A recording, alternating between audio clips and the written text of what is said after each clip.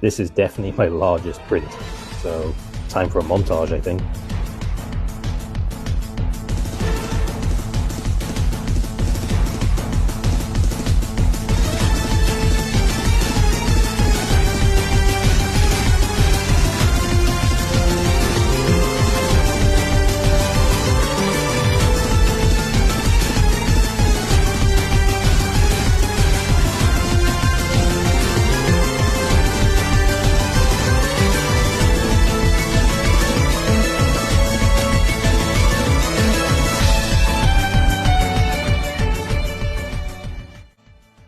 Look at this not-so-little guy.